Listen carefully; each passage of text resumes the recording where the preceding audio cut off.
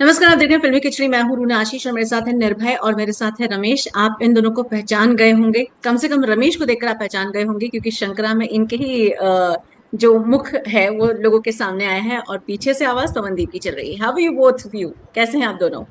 नमस्कार। I am very good. नमस्कार। नमस्कार नमस्कार रूना जी। मैं बहुत अच्छा हूँ, आप बताइए।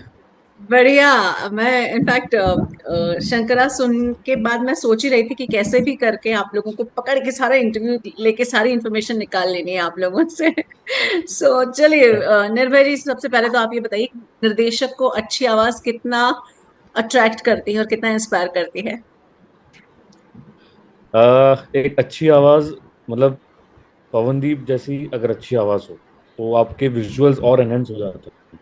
जो आप सोच रहे हो, जो लिरिक्स आप पढ़ के आप इमेजिन करते हो, और उसमें अगर एक बहुत बढ़िया आवाज जुड़ जाती है तो आपके जो विजुअल्स हैं, आप जब स्टोरी लिख रहे होते हो या शॉर्ट्स डिसाइड कर रहे होते हो, तो आपको लगता है कि नहीं यार, ये आवाज के हिसाब से ये शॉट जाना चाहिए, ये इतना ऐसा शॉट खुलना चाहिए, ये वाइड जाना चाहिए। क्योंकि जैसे हम गाने की बात करें तो जो एक आलाप है उनका, शंकरा करके, जो एक हम्म, सेकंड पैरा के बाद आता है, hmm, hmm. So that is very good. और उसमें ऐसा वाइड बनता है और ऐसे ऐसे शॉट्स बनते हैं जो आपको अट्रैक्ट कर, आपको मेस्मराइज कर दें। सो हमने एक सनराइज का शॉट डाला है, उस टाइम पर हाँ, एक ड्रोन शॉट डाला है। So we have done something like that. तो ऐसे शॉट्स लगता है कि हाँ, जस्टिफाई करते हैं लवली। आवाज को। ओके रमेश, आप मुझे बताइए, आपके तो पीछे पवन की आवाज चल रही है, आप उनके हीरो बने हुए हैं। तो हम खैर पहले भी बात कर चुके हैं। मुझे ना यार थोड़ा सा कंफ्यूजन है। ओके, ये फिल्म के में आप यूज करने वाले हैं या फिर ये सप्तर्षि जो आप बुक लिख रहे हैं उसके प्रमोशन में यूज करने वाले हैं, या आप क्या करने वाले हैं इस गाने का? आई थिंक जो हमारा लास्ट इंटरव्यू था तब मैंने ये बताया था कि हम पवनदीप के साथ और भी काम हम्म, करने वाले हैं। हम्म। तो हमने ऑलरेडी एक गाना जो रिकॉर्ड किया था जब आपने भी एक इंटरव्यू लिया था। जी। तो ये जो गाना है ये सप्तऋषि बुक के लिए, जो एक हम बुक को बेसिकली बुक का कॉन्सेप्ट समझाने के लिए उसको एक यूनिक तरीका निकाला है कि मतलब जिससे हम प्रमोट कर पाएँ। हम्म, बाकी हम फ़िल्म की जब बात करेंगे, वो तो जब टाइम आएगा फ़िल्म की बात करने का तब फ़िल्म की बात ज़रूर करेंगे। और काफ़ी लोग पूछ रहे हैं कि पवनदीप ने क्या कब पवनदीप की फ़िल्म का गाना कब आएगा? पवनदीप की फ़िल्म में क्यों नहीं गा रहे हैं? तो बहुत से लोगों को मैं यूट्यूब पे रिप्लाई कर रहा हूँ कि अपना अपना प्रमोशन स्टार्ट कर दिया कि हाँ भाई, तवई नाम की फ़िल्म आ रही है, उसमें पवनदीप का गाना है। तो 2 इन 1 काम हो रहा है कि पवनदीप के फैन्स को भी सैटिस्फैक्शन मिल रहा है और हमारा प्रमोशन भी हो रहा है। नहीं नहीं, बिल्कुल। क्या है ना, पवन फिल्म में आए या सिंगल में आ जाए या लाइव में आ जाए, जो उसके प्रेमी हैं, जो उसको पसंद करते हैं, उसको बस देखना चाहते हैं। ओके, जब जब बुक की बात आती है तो सप्तर्षि के बारे में थोड़ा सा बताइए। आपने पहले भी एक बहुत हल्की सी झलक बताई थी, बहुत छोटी सी इन्फॉर्मेशन। जी। इस बार थोड़ा सा ज्यादा बताइए बुक के बारे में।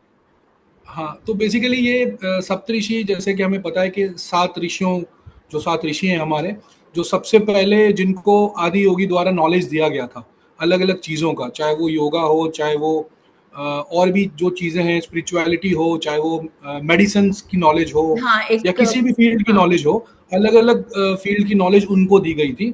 और ऐसा कहा जाता है कि उनके द्वारा ही हम सारे लोगों तक ये नॉलेज पहुँची है। चाहे हम्म, कोई भी किसी भी कंट्री में रहता हो, वो बोलते हैं ना सनातन धर्म, जो जिसका हाँ, कोई अंत हाँ। नहीं है या जिसकी कोई शुरुआत नहीं है, कोई मतलब बता नहीं सकता ये कितना पुराना धर्म है, राइट? हम्म, हम्म, तो उससे क्या है ना कि आप अब अगर मैं आपको पूछूं कि भाई जो पेडियाट्रिक्स होता है, मतलब बच्चों का जो डॉक्टर होता हम्म, है, या ये स्टडी कहाँ निकली पहले, तो आप नाम किसी यूएस वाले का लेंगे। या अगर हम्म, मैं आपको पूछूं कि प्लास्टिक सर्जरी कहाँ इन्वेंट हुई, किसने हम्म, इन्वेंट करी, तो आप किसी यूएस वाले का हम्म, नाम लेंगे या किसी वेस्टर्न आदमी का नाम लेंगे। हम्म, ये लोग हमारे देश में आए, हमारी संस्कृति ने इनको अट्रैक्ट किया, हमारे यहाँ पे सारी चीज़ें इन्होंने सीखी, जो ऑलरेडी नालंदा यूनिवर्सिटी में जो 90 लाख किताबें थी, बिल्कुल। जो डिस्ट्रॉय कर दी गई, जो पूरा जिसमें पूरा ज्ञान था, वहाँ से पूरा ज्ञान लेके और ये सब अपने फाउंडर बन गए। चाहे वो न्यूटन ही क्यों ना हो, अगर आप न्यूटन का भी आप देख लो तो वो भी हमारे यहाँ से ही लिया गया है, बहुत सारी चीज़ें, राइट? बिल्कुल। तो मेरा पर्पस सिर्फ इतना है कि लोगों तक ये मैसेज जाए कि भाई, ये आप अगर सब टाइटल भी देखें तो the original seekers and scientist करके सब टाइटल है, Saptarishi the original seekers and scientist. मतलब जो ओरिजिनल साइंटिस्ट कौन थे। आज भी बहुत सारे आप ये कंटेंट देखते होंगे कि सनातन को साइंस की तरह एक्सप्लेन करते हैं कि भाई साइंस में भी कैसे वो है। जैसे हम्म आजकल बड़ा चल रहा है कि महाशिवरात्रि पे जो है रात में जागा क्यों जाता है थ्रू आउट द नाइट, हम्म तो वो हम्म कुछ का कुछ कॉन्सेप्ट साइंटिफिकली समझाया जा रहा है। तो हमारे लोग पहले से ही बहुत ज्यादा साइंटिफिकली डेवलप थे। हम्म ये हमें एक नैरेटिव सेट किया गया कि मुगल मुगल द्वारा, उसके बाद ब्रिटिशर्स द्वारा, कि भाई ये जो है दक्यानुसी हैं, पिछड़े हुए हैं, और ये है ना अंधविश्वास में बिलीव करते हैं। हम्म। अच्छी चीजें उन्होंने ले ली, और जो खराब खराब चीजें, सब जगह प्रोज एंड कॉन्स होते हैं, हर तो जगह हर जगह। थोड़ी वैसी जगह चीजें थी, उनको उन्होंने हमारे ऊपर डाल दिया। तो इस बुक का कॉन्सेप्ट ये है कि हम कैसे उस जर्नी को एक्सप्लोर करें, कैसे जो उन ऋषियों ने बताया हम्म हम उस जर्नी को बताएं। लेकिन इसमें ऐसा प्रीची नहीं है ये, क्योंकि फिक्शन नॉवेल है, तो हम्म मैंने थोड़ी सी चीजें उठाई हुई हैं हमारे हम्म सनातन धर्म से। हम्म उसका स्टोरी बेसिकली ऐसा है, इस पूरी सीरीज का जो 7 पार्ट में सीरीज जाएगी, कि एक 8 साल का लड़का है रुद्रा, जो पैदा हुआ है, और उसको जो है अपने सारे पास्ट लाइफ धीरे धीरे याद आते हैं। एक ओ जैसे जैसे वो बड़ा होता जाता है, उसको अपने अच्छा पास्ट लाइफ याद आते जाते हैं। तो अच्छा जैसे अच्छा। जैसे उसको लाइफ याद आते जाते हैं, वो डिस्कवर करता है कि भाई मैं उस लाइफ में क्या था। बेसिकली एक एक सोल की जर्नी है, बिल्कुल जो जिसको मोक्ष चाहिए, जो शिव बिल्कुल। से मिलना चाहता है, जो परमात्मा से मिलना ब्यूटीफुल। चाहता है। तो तो अलग अलग ऐसे जर्नी में अलग अलग हम्म हमने चीजें दिखाई हैं, ऐसा है उसमें। ओके, ऐसे में पवनदीप की आवाज ही क्यों चुनी? डेफिनेटली लोग उसे बहुत प्यार देते हैं, लेकिन प्यार के अलावा भी एक निर्देशक, एक राइटर, एक प्रोड्यूसर को और भी कुछ चाहिए होता है, जो स्टोरी की डिमांड होती है। तो ऐसा पवनदीप में आपको क्या नजर आया जो स्टोरी के हिसाब से उसकी आवाज सूट करती हो?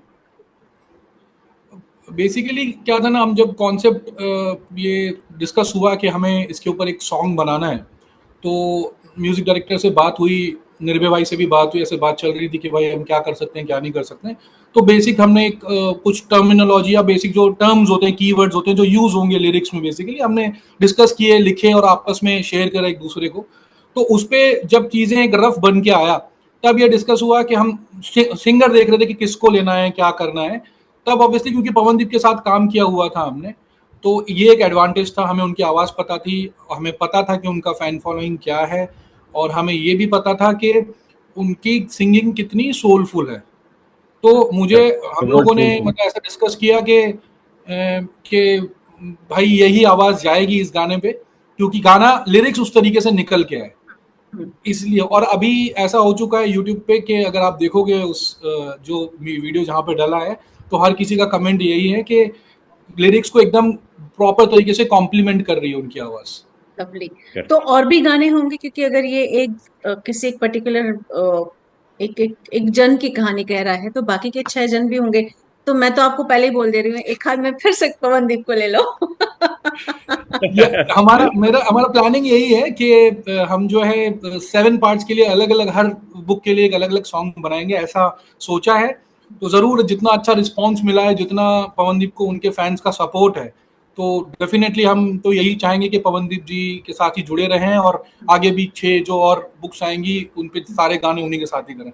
ब्यूटीफुल। अच्छा निर्भय, रमेश यहाँ जी पर ने, मुझे सॉरी, हाँ सॉरी सॉरी, रमेश जी ने एक वर्ड बहुत ही अच्छा बोला, जो मैं बीच में, मैंने सॉरी इंटरप्ट किया था, सोलफुल। जो उनकी आवाज में जो एक सोल है, वो जो एक अपने एंड से एक उनकी एक, उनके पास ब्लेसिंग है क्या है, बट एक अपने एंड से जो प्यार से वो जो एंड करते हैं ना, एक हर एक चीज को ऐड करते हैं अपने एंड से। तो वो चीज हमको हमारी फिल्म के सॉन्ग में भी बहुत बढ़िया लगी थी, और इसमें तो उन्होंने और अच्छा किया। बेसिकली इस जो जस्टिफाई करने को बोल रहे हैं, जो कॉम्प्लीमेंट करने को कहा है रमेश जी ने, वो एकदम करेक्ट बात है कि हर एक जो पूरा पूरा लिरिक्स है, जो बुक जो कहना चाहती है, जो गाना कहना चाहता है, उसको पूरा का पूरा कॉम्प्लीमेंट किया है पवनदीप जी की आवाज में। सो इस रीजन से हमने ज्यादा उनकी तरफ अट्रैक्ट हुए कि हाँ, ये बिल्कुल। एक अच्छा, आवाज है। मैं जब गाना देख रही थी, तो जब वो आप शिवलिंग दिखाते हैं, मुझे लगता था कि वो बाहुबली में ऐसे लेके जाते हैं ना, आप भी वैसे कुछ लेकर जाने वाले। ये कॉन्सेप्ट किसका था, रमेश का था या आपका था? ये दोनों का साथ में ही था। सो वी वर लाइक, हम पहले एक्चुअली, मैं आपको थोड़ा और विस्तार में एक्सप्लेन करता हूँ कि ये कॉन्सेप्ट जो था, इसमें हम वाटरफॉल्स वगैरह भी सोच रहे थे। कि ये शिवलिंग जो है ये वाटरफॉल के नीचे है, वहां पर देख रहे हैं जो इस कहानी के मुख्य कैरेक्टर हैं वो उधर उनको हम्म। उसको देख रहा है और एक मेस्मराइज हो जाता है शिवलिंग को देख के। बट वी हैड लिमिटेशंस कि हम्म। हमको महाशिवरात्रि से पहले इस सॉन्ग को रिलीज करना था, हम्म। बिकॉज हमारे टर्म्स वैसे थे डेफिनेटली। जी के साथ। और उसकी वजह से हमें शूट करना पड़ा। सो इस कॉन्सेप्ट को हमने थोड़ा बदला। पहले थोड़ा कॉन्सेप्ट अलग था। रमेश भाई का कॉन्सेप्ट था कि एक कैरेक्टर है जो अपनी कॉर्पोरेट लाइफ से बहुत तंग आ चुका है और वो सब छोड़ छाड़ कर कहीं पर ट्रैकिंग के लिए जाता है और वहां उसे ही शिवलिंग मिलता है, या तो उसके किसी उसको कुछ तो एंशियंट टेक्स्ट मिलता है उसके थ्रू ये शिवलिंग का पता चलता है। That was the main concept, अच्छा। Which was the waterfall one, okay. जो जिसमें वाटरफॉल का जिक्र मैंने किया। बट ऑफ कोर्स वो जगह नहीं मिल पाती है क्योंकि मानसून का सीजन नहीं है तो वाटरफॉल मिलना मुश्किल है। मुश्किल सो वी है। Change the concept. सो हम एक ऐसे ही कैफे में बैठ जंगल। गए और हाँ। कैफे में बैठ के हमने सोचना शुरू किया क्या कर सकते हैं क्या कर सकते हैं, एंड देन उन्होंने कुछ पॉइंट्स बोले, हम मैंने कुछ पॉइंट्स बोले, and then the concept built up यहाँ तक। मुझे ना आपके रमेश एक वो बड़ा बुरा लगा, आप शायद आपकी पत्नी थी या प्रेमिका थी जिसे आप दिखाना चाह रहे थे आपकी जिंदगी की, आप उसको छोड़कर चले जाते हैं यार। मतलब ये नहीं, तो बट बहुत वापस गलत भी कर आता रहे हूँ ना। हो। हम हम वापस वापस आते भी हैं पर आते हैं। इतना टाइम थोड़ा ना छोड़ते हैं। भगवान की भक्ति में ये अच्छी बात है। वही भगवान की भक्ति कि वो शिवलिंग उनको इतना मेस्मराइज कर गया, उतना वो भाव उनका जुड़ गया कि हमारा आइडिया वही था कि वो शिवलिंग के साथ उनका उतना भाव जुड़ जाता है हम्म। कि वो कहते उनको वो इंस्पायर हो जाते हैं कुछ लिखने के लिए, कुछ बिल्कुल बिल्कुल। करने के लिए। नहीं, so I he was says asking that. Just to tease him, nothing else. Correct correct. नहीं, अभी अभी ये वीडियो देख के जो मेरी फैमिली है वो भी यही बोल रही है कि भाई ये रियल में मत करना, तुमने वीडियो में तो कर दिया। लवली, ये अच्छा आपको सॉलिड वाला कॉम्प्लीमेंट और जवाब मिल रहा है। लेकिन फिर भी जिस तरीके से पवनदीप के बहुत सारे गाने आए हैं इसी दौरान, अगर मैं बोलूं तो शंकरा है, महादेव ये वाला गाना, और आज एक और चॉकलेट पाए और पवनदीप का एक गाना आया हुआ है, बहुत ज्यादा शिव भक्ति से जुड़े हुए गाने हैं। तो क्या आपने जय हो भोले और बाकी के गाने भी सुने हैं पवन के जो शिव जी के पर है? वो अगर उसके बारे में आपने सुना है तो बताएं कि आपको कौन सा पसंद जी आता जी, है या।